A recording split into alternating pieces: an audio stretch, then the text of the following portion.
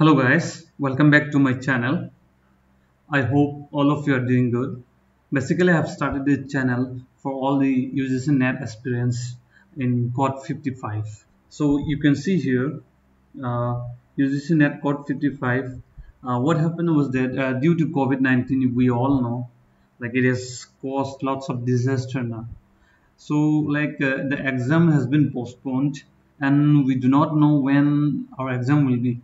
But then we should keep on preparing for our exam, right? So basically today I have come up with some of the important points in relation to HR subjects. So I'll be first explaining you the key points and then dealing with the MCQs. So before I begin, I just want to say brief about me, a biodata, let's say. So you can see here, see, my name is Fozen Bathari, and at present I am working as AM in Assam Power Distribution Company Limited. It's a state electricity board. And earlier I worked with Bandhan Bank, and that too in HR. So I kind of have a few years of experience. It's around two plus years, and I also cracked UGC NET for around 5 times. So I kind of get idea like how to prepare and how to how to study. So basically I can help you guys to like give you tips how to like approach or how to prepare for your exam. So without wasting much time, let's go to the topic directly. So guys, we basically gonna start with principles of organization. You can see here. So principles of organization, like there are many principles of organization, like it's given here delegation of authority, and see all those are the principles. So I'll be speaking on selective topics. I won't go in through all because most of the you can get it through night and institutes to be easy, and I'll be discussing you the most like useful ones. So delegation of authorities, color principle, unity of common. So these things, what are they? So before going to it, like let me start with first division of labor. Okay, now principle of division of labor, you see it's in number 5. So in short, I'll be explaining you the division of labor. What does it mean? It is also known as what? Principles of specialization, and it's started first by Plato. Plato, when he compared workmanship of people in small cities with their counterparts in big cities. Like, see, division of labor in essence, for example, in an organization, you divide in labor also, right? So one will go for this type of work, one this type of work. So basically, with respect to specialization, let's say one is very good in finance, so he will be going in that way. Or when you speak of labor, like let's say he is very good in what to say, welding. So one will go in terms of welding, one will go in terms of electrician. So like we in terms of specialization, we divide it. Yes or no?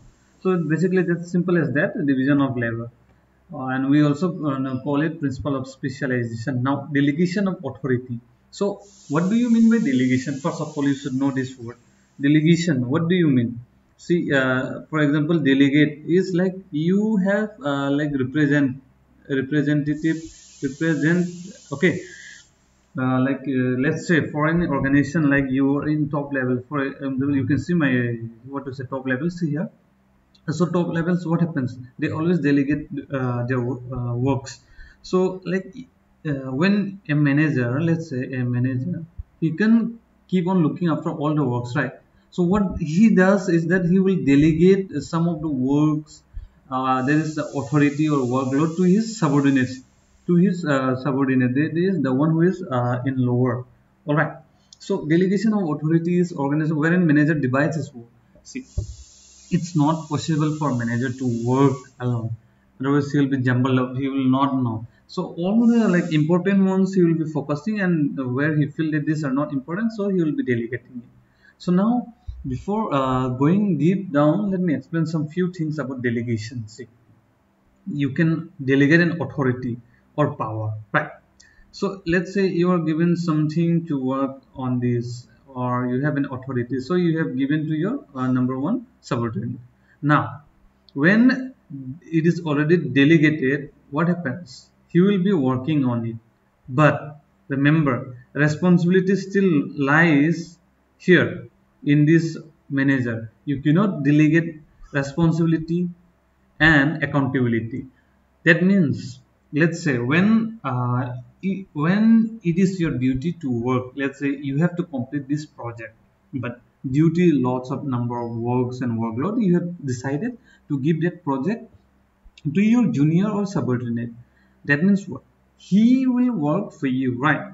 That means you are giving him powers and authority, let's say autonomy or whatever, to work it. But then if he doesn't complete on time, you are responsible to answer your higher authority, or you will be accountable for that. He won't be. So you should always keep in mind, authority can be delegated but responsibility cannot. See, this is very important. I have taken this from net also. You can even see here, according to the principle of absolute responsibility, authority can be delegated but responsibility and accountability cannot be delegated by manager. Understood?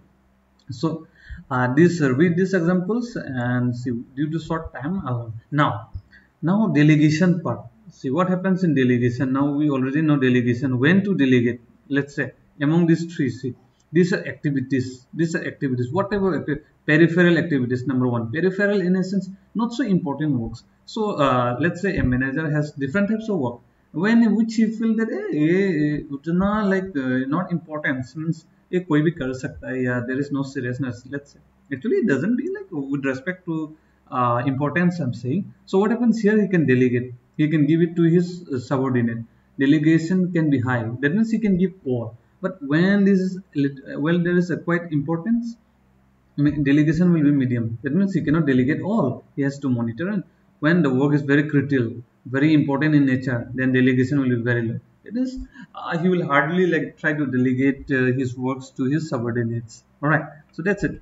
And yeah, before that also I have already said, why do you delegate? So first and foremost, due to workload. As a person, you cannot work all alone, right? You need some help, and it also it will reduce the burden of a manager. And second thing, when you delegate a work, there will be some relationship between a subordinate and superior, right? And also it increases some morale in a sense, let's say being an employee in lower grade, let's say, or let's take an example of yourself also. Like when you are given as work of some higher authority, or you feel some what to say, satisfaction, and you feel like, yes, I am being chosen for doing this, because they feel that I am capable of doing this. So the morality, or the you get boosted for working more, right? So these are few things. So now next one, principle of unitary command. As simple as that.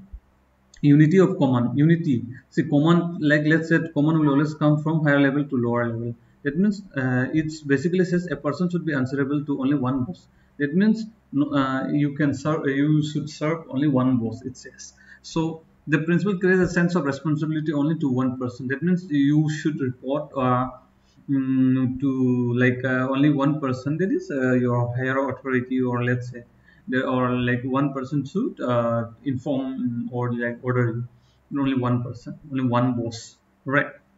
So scalar principle, what does this scalar principle say? Scalar principle means that in a scalar channel there is a chain of command. Okay, there is a chain of command, and in chain of command there is unbroken series here. See, scalar command, let's say from here one subordinate to higher one, then higher, there is a chain. So clear and unbroken chain of command or line of authority from top level of hierarchy to the lowest level.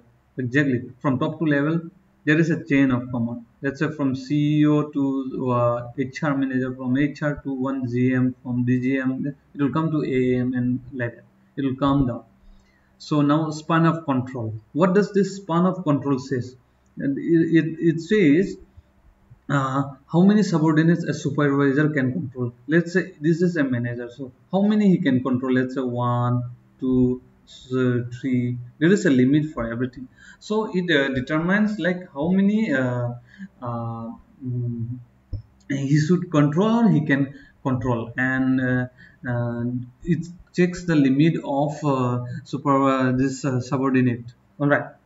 So here one very important thing is there, that is Gray-Kunas formula. What is this Gray-Kunas? What does it say? Suppose you want to find out the number of what number of relationship, like number of relationship with respect to number of subordinates, right? Like let's say there are two number of subordinates, then what will be the number of relationship? What are the different types of relationship? So to find out this, you should use this formula: R is equal to n twice n by 2 plus n minus 1. All right. Now, for example, here it is given. Consider example: if a superior has 5 subordinates, that is n is equal to 5. So how are you going to find n is equal to 5? That means what? You use that formula: R is equal to n is 5, then 2 into 5, 2 into 5 by 2 plus 2 minus 1. All right.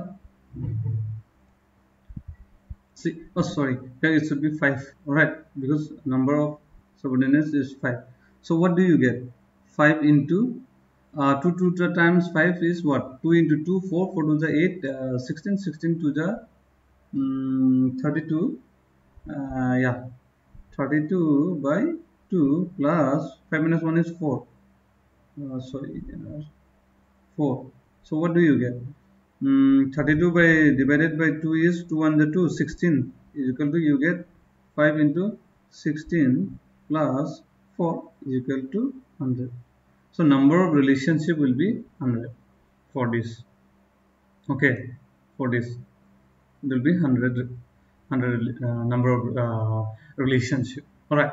So this is the way. For example, now let's say if you were asked to find out a number of relations, if there are two subordinates, so what will be the answer? Simple. R is equal to 2 into to the power 2 by 2 plus 2 minus 1. So it will be what? 2 into 2 to the 4 into 2 plus 1 is equal to 6. So when it is 2 subordinate, the relationship will be 6. That's it. So Grayson identifies a different kind of subordinates, like what? Like I said, now direct relationship. Direct relationship means what? For example, like let's say this is A is a manager. So there are two person, that means 1 and 2. Direct relation means 1 and 1, 2. Simple. So 2, again direct group relationship. Direct group relationship. Group relationship between superior and is possible combination. So again, let's say here A and 1 and 2. Superior, between superior and is possible combination of subordinate. That means what? A and 1 already, and A and 2, another combination when 1 is awaiting. So here also 2, here also 2. Right.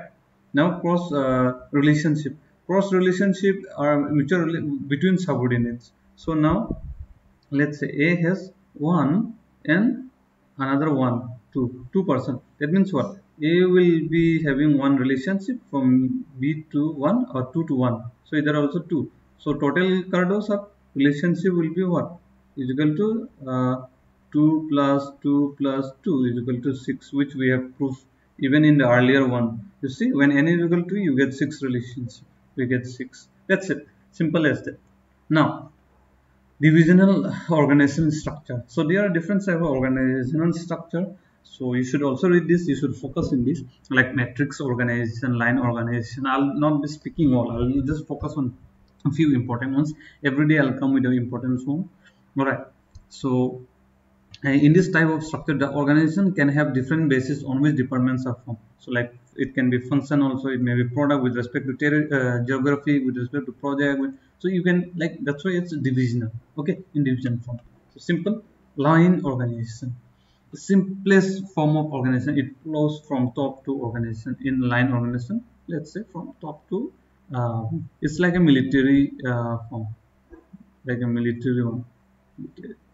Ranking from higher to lower. Simple. Now, matrix organization. What is matrix organization? Like you can see in the diagram, this is matrix organization. For example, this is normal, like functional organization. All right. See what happens in functional organization. You have to report only to one person, right? You will report to the higher to lower, like we have learned just now. But in matrix, what happens? There is a different project. For example, let's say one engineer is here. One engineer. All right. He may be from production, like you can see here. He may be from production. He may be from marketing also. He may be from marketing. He may be finance engineer. So there are already 4 engineers, right? Let's say 4 engineers are there, but 4 managers are there, sorry. So here, let's say this fellow is an engineer, so he has to report to from production department, marketing department, from finance department, from here also this fellow has to report him. So already one with respect to functional. But in matrix what happens, different projects may be taking place in a meantime, right? So this fellow has to report to him also. So he has to report what? 2 person at a time. Let's see. One is project manager, one production manager. This guy also, if he's a marketing also, project also, or let's say this marketing and project, or let's say this, see, he has to report to. So what it says, as per unity of command, as per unity of command, what it says, unity of command, you can serve only one master, or you should follow only one boss. But here you see, you have to like report to 2 bosses. So this matrix organization, it violates, this is very important, it violates unity of command. That means what, in unity of command it says that you should only like follow one boss, but here you are reporting to 2 bosses, yes or no? So this is what you have learned. And another thing about matrix is that matrix is also known as project and functional organization. Simple. This is project, this is functional. See, functional, this two tool. Or when project is superimposed and bureaucratic, that is also known as. So there are different definitions. Please see today. Projects, it's very important with respect to UGC NAP, and it might come in 2020 also. Okay, fine. So for today we have done this much. So let us solve some MCQs. See, just before we have learned, so what does it mean?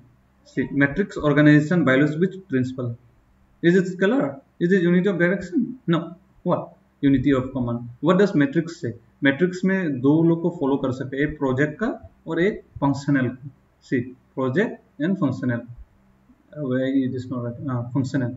But usually it says what? Unity of command says only you should. Unity of command said you should follow only one, but here you follow 2. So it violates unity of command. So simple. Now, is the basis by which jobs are grouped.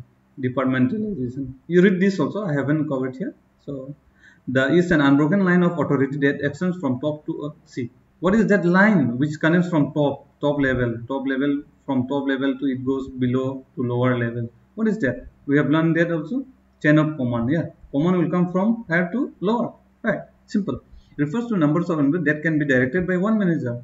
One manager. What we have learned? Span of control. Like how many employees you can keep under you. There is Gray-Kunas formula. Gray-Kunas formula. Okay, that's very important. Gray-Kunas formula. Know it. So this is known as span of control. Now, is the degree to which decision making is concentrated at a single point in the organization. What is that? Is it centralization? Or what is that? Yeah, it is centralization. It is in single point. Centralized means in one point, right? Decentralized means either be here, either be here, either be here. All these are decentralized. But centralization is only in one center point. Just remember that center means one. So simple. Now, next is what? The following is also known as military organization. What is that? What is known as military? I have also told before. Line organization. From top to bottom, it is also simple, right? To top to bottom. So from top to bottom. So line organization is known as what? Military organization. From top to bottom. Now another one. No one of the organizations should have more than one boss is a statement of whom? One boss. Who? Principle of command. See, we have you saw. We have just read unity of command, like, but then there are different ways of like asking questions. Like sometimes you may be asked with respect to matrix organization, yes or no? Sometimes with respect to which law violates, sometimes which organization violates. And here, like which organization should not have more than one boss. Unity of command directly said that you should have only one boss. So simple. So next, work specialization is also known as what? What does it mean? Work specialization, we have spoken, I guess. That is division of labor. That means what? Earlier labors were like divided into what? With respect to specialization, like I said, electrician, welder, so in different form. So this is known as work specialization. Simple. according to your Grassinus formula. See, now again there is another question. I told you before we were doing with 5, and now you have n is equal to 3. That means what? R is equal to, you have to find number of relationship. We know 3, 2 to the power 3 by 2 plus 3 minus 1. It is the formula. So 3 remains, 2 to the 4, 8 by 2 plus 3 minus 2 is 2. So you get what? So you get 3 into into, I won't do that, 4 plus 2, that is 4 plus 2 is 6. 3 into 6 is equal to 18. So the answer is C. Simple. Alright. Now another name for matrix. What is another name for matrix? I did not mention here. I have told you it's also known as project and functional organization. Okay, keep in mind, manager may delegate anything except what? See, we have decided what? Manager can delegate authority, yes or no? You can give authority that he should do this, or workload. If you have lots of work, you can give, but responsibility you cannot. See, very important this is. So I guess guys, you have understood at least something for today. So like I need all of your feedback. Kindly like give me feedback, like how should I explain next. I'll be coming out with new topics and the important ones with respect to UGCNet. So basically it's my first for today, so I need your feedback, like how should I improve. The improvement feedback should be there, and then yeah, keep preparing and never lose hope. You can be till then, take care. And before I put off, I would like to request you guys, like if you like the video, kindly like and share and subscribe to my channel. So, or else let me do one more, like with respect to Greikunas. Alright, let's say n is equal to 6. So that time what we will say, r is equal to 6c, 2 to the power 6 by 2 plus 6 minus 1. That is the formula, right? So it will be 6 by 2 to the 2 to the 4, 4 to the 8, 8 to the 16, 16 to the 32, 32 to the 64. So 64 by 2 plus 6 minus 1 is 5. So 2 1 the 2, 2 3 the 6, 2 2 the 4, 32. 6 into 32 plus 5 is 37. 37. So we get 6 7 the 42, 4 6 3 the 19 20 122. So that is 2 2 2. So number of relationship can be 2 2 2. So guys, I hope you understood. And this is very important, Greikunas. And yeah, you may be asked in different way also. Like see, Greikunas formula. Like what is Greikunas formula? Also you may ask. So formula, if you are asked, like you have to select. So it is very like it seems easy sometimes, but very forgetful. So r is equal to n by twice n by 2 plus n minus 1. This is the formula, right? Keep in mind. Or else sometime you may be asked, like if number of subordinates increases, what? Increases arithmetically. Okay? Then relationship increases geometrically. Okay? See, number of subordinates here you see, it's 6. But relationship is geometrically 2 to 2. And what is GP? You know, geometrically mean we do progression. GP is, that means like, for example, like let's say 2, then it will come comma 6, then 18, then what 54, I guess. Yeah, that means what 3 is constant. 2 into 3 is 6, 6 3 is 18, 18 3 is 54. That is GP. So relationship will always increase in geometrically. Okay. So guys, I hope you understood. Thank you so much. Thank you for your time. Take care.